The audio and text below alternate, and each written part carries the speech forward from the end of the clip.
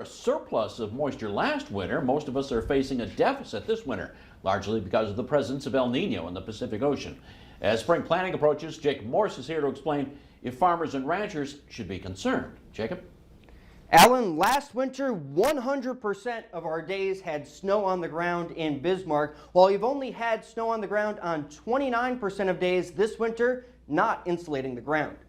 Snow almost forms kind of like an insulation layer, and so it really helps out. When you get the wind blowing, it basically just crusts that snow over and almost turns to a little bit of an ice sheet, and it just locks in whatever moisture we have. He says a few inches of snow that sticks around and then slowly melts would go a long way to help the soils, as well as some timely spring rains. Even if we'd get some pretty decent rains into May, once some guys have, especially those smaller grains and maybe some of the corn in, would definitely be a huge benefit. Despite being dry for a while, the moisture last summer and fall has helped the drought to not expand further. We've been below normal on precip for such an extended period, and if not for that October snowstorm, then I think concerns would be certainly much higher. Farmers are getting ready to adapt, but waiting for what might happen in the next couple of months. I know a lot of guys are trying to figure out some different strategies, whether it be, maybe using some crops, some smaller grains that,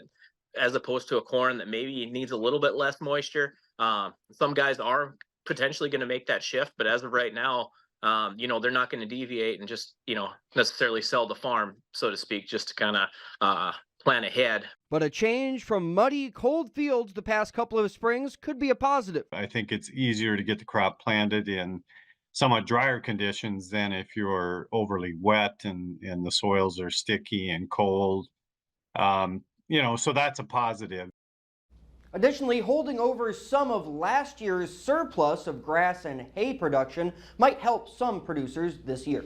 All right, thanks, Jacob.